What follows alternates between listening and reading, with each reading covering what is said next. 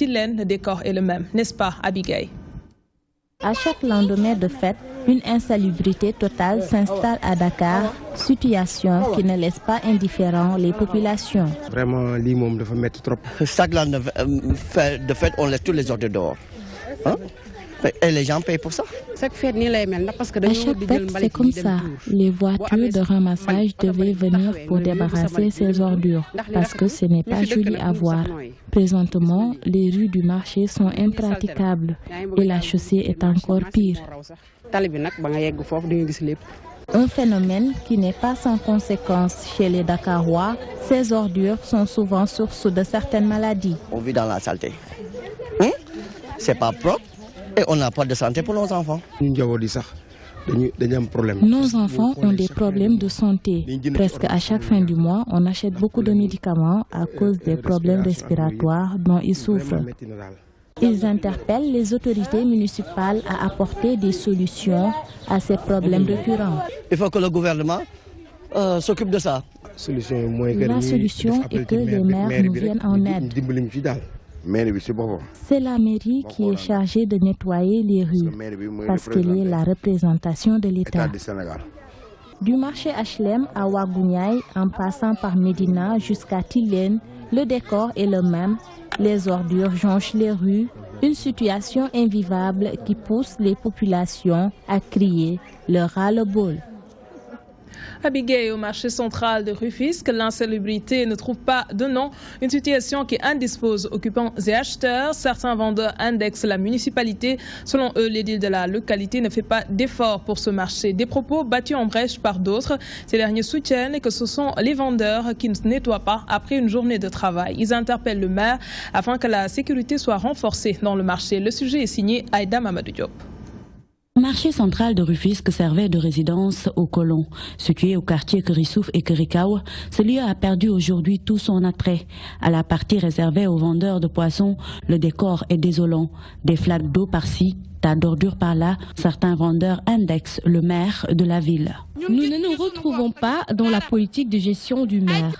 Nous n'avons pas de frigo. Une bonne partie des poissons pourrissent. Le maire ne fait rien. Quand il pleut, l'eau soigne de partout. Il y a des verres dans tout le marché et rien ne marche. Des propos balayés d'un revers de main par ces vendeuses de poissons. Elles soutiennent que l'édile de la ville est en train de faire tout ce qui est en son pouvoir pour les mettre dans de bonnes conditions. Le maire est en train de faire son devoir. Toutefois, il y a des efforts. Il nous a envoyé des surveillants. Ces derniers abattent correctement leur travail.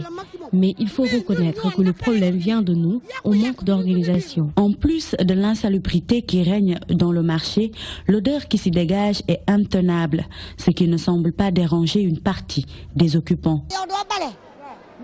Quelqu'un qui ne nettoie pas et se permet de dire qu'il attend la mairie, c'est normal que le marché soit dans cet état. Moi, je n'attends pas la municipalité. Je nettoie chaque jour ma place. Plusieurs tables du marché sont inoccupées. Ces dames invitent le maire à les rentabiliser en les octroyant aux marchands ambulants. Il y a 100 tables inoccupées dans le marché pour éviter qu'il y ait des ambulants qui traînent à côté du marché. Le maire n'a qu'à leur donner ces tables pour qu'ils travaillent. Tout ce que nous demandons, c'est un espace où nous pouvons officier sans gêner qui que ce soit. Le marché central de Rufisque manque presque de tout. Le volet sécuritaire laisse à désirer. Pas de gardien, encore moins d'éclairage. Il n'y a pas d'éclairage dans le marché, ni de porte. Nous n'avons pas de frigo ici. À Rufisque, l'insalubrité est comme une épine au pied, un problème prioritaire à résoudre.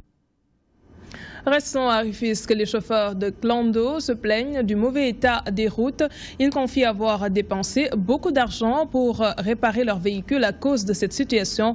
L'aménagement de la voirie de la localité pose également problème. Ces chauffeurs dénoncent le fait de ne pas avoir été associés à ce programme de la mairie. Ils souhaitent qu'un site leur soit trouvé afin qu'ils puissent effectuer correctement leur travail. Un reportage d'Ibrahim Fall. La voirie à Rufisque pose un véritable casse-tête aux usagers de la route. Les automobilistes confient que leurs véhicules font les frais de cette dégradation des routes. Cette situation entraîne un manque à gagner. Les routes sont impraticables. Seule la route des HLM est dans un bon état. La route Sangalkam est défectueuse. Elle a été barrée depuis des années. Ce serait bien qu'elle soit réfectionnée. Nous dépensons beaucoup d'argent dans des réparations.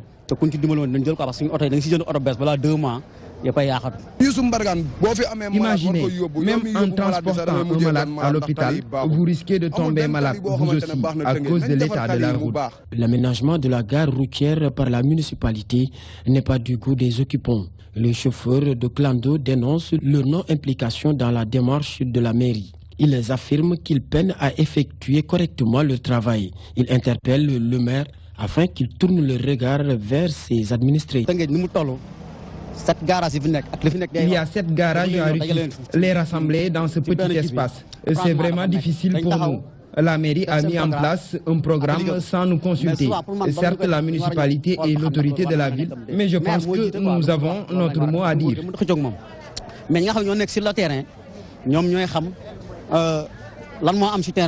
À l'entrée du garage se trouvent des vendeurs de téléphones portables et autres accessoires électroniques. Ils fustigent les agissements de la municipalité à leur égard. Celle-ci prévoit de les déguerpir des lieux. Les agents municipaux nous fatiguent. Ils veulent nous délocaliser alors qu'ils ne nous ont pas trouvé un autre site. Ils disent qu'ils vont donner la place aux chauffeurs. Ces vendeurs soutiennent qu'ils ne refusent pas de quitter le garage. Toutefois, ils souhaitent qu'un autre site leur soit trouvé.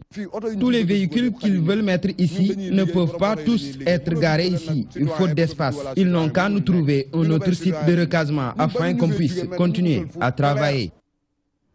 Je l'annonçais en début d'édition, l'érosion côtière fait des ravages à Popenguine. La furie des eaux a emporté plusieurs maisons sur son passage. Leurs occupants ont dû quitter les lieux. D'autres concessions ont été abandonnées par leurs propriétaires. Ceux qui habitent dans les maisons qui arrivent encore à tenir tête aux vagues vivent sous la hantise de voir leur demeure entraînée par les eaux. Il en s'en appelle à l'endroit des autorités, nous dit Mansour Sow. Il est né à Popenguine. Simon VI a vécu toute sa vie au bord de cette plage, 57 ans pour être plus précis. Cette maison, il l'a construite il y a 36 ans. Aujourd'hui, elle est menacée par l'avancée de la mer. Cet entrepreneur craint que sa concession ne subisse le même sort que les autres maisons emportées par la furie du Grand Bleu. Le local qu'il avait aménagé en 2000 au profit des jeunes de la commune n'est plus. Il ne reste qu'un pan du mur qui lui rappelle tout ce qu'il a perdu. Je l'ai construit en 2000. Je l'ai construit en 2000. En 2014, la maison s'est écroulée. Au moment où je la construisais, les jeunes jouaient sur la plage. Je pouvais, avec ma famille, escalader les escaliers et courir 50 à 75 mètres avant d'atteindre la mer. Mais en période de marée haute, les vagues s'échouent sur ma maison. La situation est vraiment critique. Dans peu de temps, cette maison n'existera plus. Dans peu de temps, toutefois, Simon est convaincu que le changement climatique et les agressions faites par l'homme sont à l'origine de cette avancée de la mer. Il confie que l'extraction du sable marin a aussi participé à la propension de ce phénomène. Selon lui, beaucoup étaient inconscients des dégâts qui peuvent être causés. Les changements climatiques sont à l'origine de cette situation. Il y a aussi les agressions faites par l'homme. Je suis entrepreneur. J'ai travaillé pendant 36 ans à Popenguine. Au début, quand on construisait, on utilisait du sable marin. Nous n'étions pas conscients des conséquences qui allaient en découler. Birandier réside aussi à Popenguine. Trouvé assis face à la mer, le regard lointain en compagnie d'un ami, il se rappelle nostalgique de quelques épisodes de son enfance. Quand je regarde la plage, je me rappelle mon enfance et je repense à tout ce qu'on a perdu. Avant, quand j'étais plus jeune, la plage était très rythmée. C'est vraiment qu'aujourd'hui que les changements climatiques ont occasionné cette situation. Mais les populations doivent être plus respectueuses envers la nature. Aujourd'hui, toute la petite côte est touchée par le phénomène de l'érosion côtière. Popenguine tire la sonnette d'alarme selon ses habitants. Cette ville mérite d'être sauvée parce qu'elle regorge d'un potentiel incommensurable. Mansour Sow, l'avancée de la mer dans cette partie du pays a atteint un seuil critique, vous l'avez dit. Le tourisme, idem, plusieurs hôtels ont mis la clé sous le paillasson. Les plages de Popenguine sont quasi désertes. Les femmes qui vendaient des objets d'art se sont tournées vers d'autres centres d'intérêt. Jean-Claude fait partie des touristes qui viennent chaque année au Sénégal pour fuir le froid mordant de l'hiver. Aujourd'hui, il se désole de cette situation. Un travail de Pape Ousmane Sissé. Ici, des maisons ont été abandonnées tout au long de la plage. D'autres se sont effondrées ou emportées par les vagues. Jean-Claude fait comme les oiseaux migrateurs. Il vient au Sénégal pour fuir l'hiver mordant de la France. L'origine de la première plage, il nous la raconte. À l'origine, il y avait des cabanes de pêcheurs. C'est Léopold Senghor, dans les années 60, qui avait autorisé les habitants de Popenguine à avoir une petite cabane pour déposer leurs filets, leur matériel de pêche. Et un jour est arrivé des Toubabs qui ont trouvé l'endroit magnifique, comme vous pouvez le voir, et ils ont acheté des cabanons et ils ont construit des petites maisons. Derrière le palais présidentiel, appelé Petit Palais, une grande falaise constitue une digue de protection naturelle qui les met à l'abri des vagues. Cette infrastructure aurait favorisé l'état de dégradation de la plage de Popenguine. C'est nouveau le phénomène. C'est depuis qu'on a construit le mur de protection de la résidence secondaire des présidents de la République, là, depuis qu'on a construit le mur, on va dire en 4 ans, les maisons disparaissent. On perd 30 mètres de plage par an.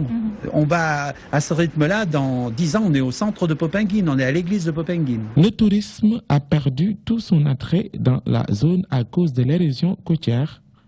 Selon Jean-Claude, le Sénégal peut remédier à cette situation en revalorisant les espaces qui ont été affectés par cette avancée de la mer. Ça a régressé le tourisme. Il y a eu le problème du visa, il y a le problème, c'est le prix du billet d'avion qui est beaucoup taxé. Et puis bon, il faudrait peut-être développer les infrastructures et tout ça. Il y a quand même des choses à faire pour le tourisme. Il y a des infrastructures qui sont comme à Nianing ou à Saint-Louis qui sont complètement arrêtées, tout ça.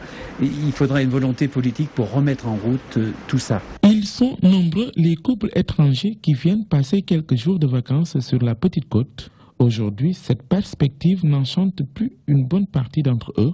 Jean-Claude fait partie des rares personnes qui entretiennent des liens particuliers avec la ville de Popenguine.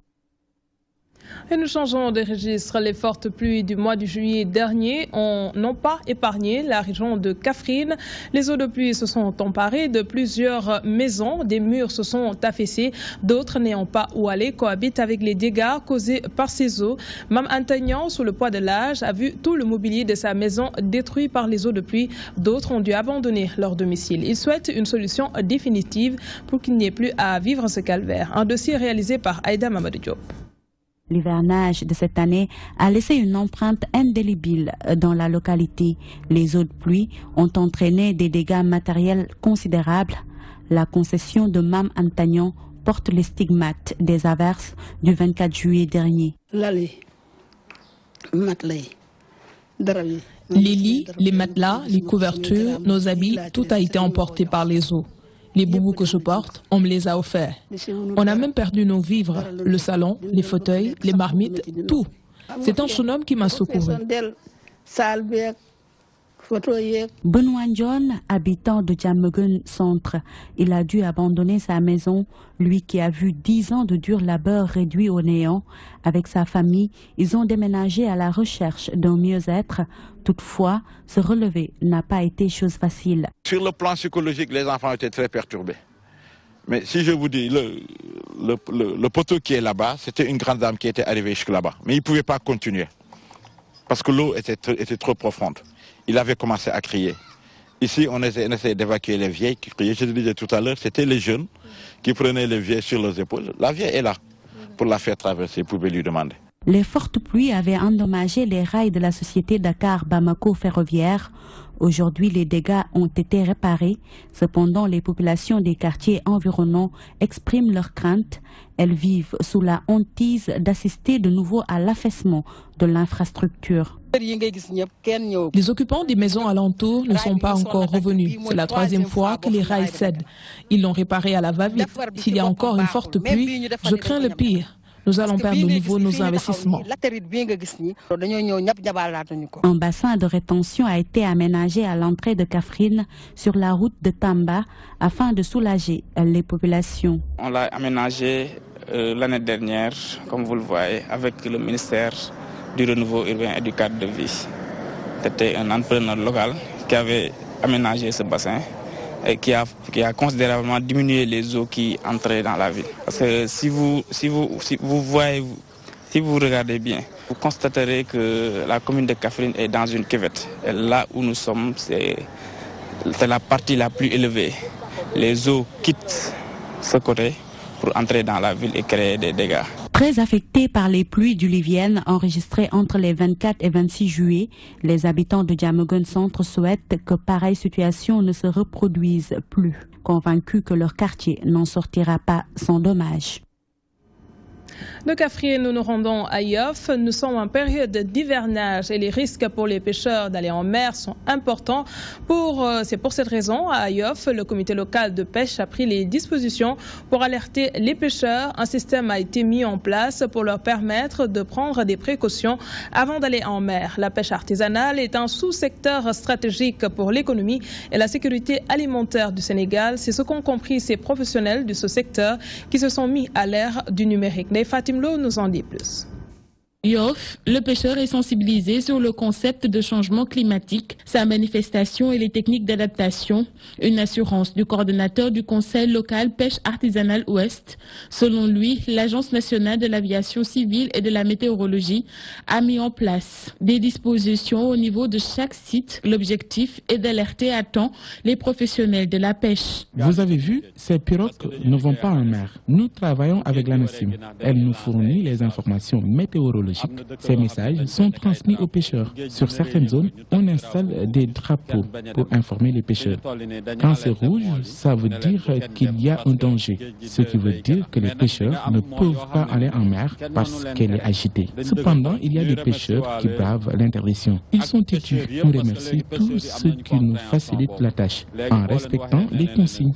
Certains des pêcheurs s'informent même via Internet. Le système de diffusion des alertes se présente comme suit. La couleur verte pour signifier aux pêcheurs qu'il n'y a pas de danger. La couleur jaune appelle à la vigilance. La couleur rouge signale le danger. Certains pêcheurs confient respecter la consigne. Très souvent, c'est la météo qui nous informe quand la mer est agitée. On peut rester 3 ou 4 jours sans aller en mer. Cela ne nous arrange pas du tout. Mais que faire? On est obligé de rester à terre pour notre sécurité. Nous prions pour que les choses changent, afin qu'on puisse faire de bonnes captures. La mer, ça peut dire entièrement, c'est dit. Maintenant, on doit faire un peu de sacrifice que Dieu veut nous donner. Pour ce qui est du port du gilet de sauvetage, les efforts restent à faire. Ce ne sont pas tous les pêcheurs qui acceptent de se plier à l'interdiction. Certains pêcheurs portent le gilet de sauvetage. Mais ce n'est pas le cas de tout le monde.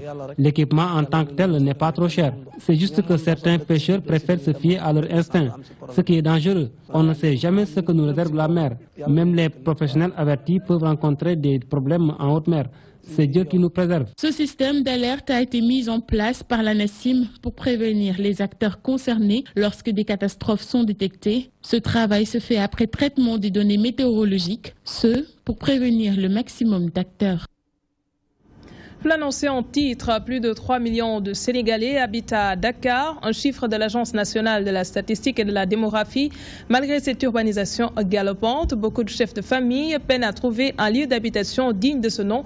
À cela s'ajoute la cherté du loyer, ce qui explique très souvent que ceux qui habitent dans de vieilles bâtisses ont du mal à trouver une solution de rechange. Voyons cela avec El Hadj Moussabé. Un habitat décent à Dakar relève d'un véritable casse-tête. Pourtant, à une époque, on pouvait s'en procurer avec peu d'efforts et de moyens. Trouvé à l'unité 11 des Parcelles Assainies, ce père de famille ne dit pas le contraire. Parcelle B, Ici, aux parcelles, à une époque, les terrains se vendaient à 6 000 francs. Et les taxes de procédure se levaient à 15 000 francs. Plus de 3 millions de la population sénégalaise restent concentrés dans la capitale sénégalaise, avait révélé le dernier rapport de l'ANSD sur le recensement général de la population et de l'habitat en 2013. Avec l'évolution, la densité démographique et l'exode rural sont devenus les principaux facteurs qui viennent en rajouter aux difficultés à avoir une demeure. Même les fonctionnaires n'échappent à ce besoin pressant. Il y en a qui gagnaient tranquillement leur vie, mais préféraient en profiter. Ils ne pensaient pas à acheter une maison. On proposait à des gens des terrains, mais ils n'en voulaient même pas, soutenant que l'endroit n'était pas propice à l'habitation, car c'était une forêt. Mais aujourd'hui, trouver une maison n'est pas chose aisée ici. J'ai vu des gradés de l'armée qui ont travaillé toute leur vie sans avoir de maison. Tout cela est dû à un manque d'organisation, à mon avis.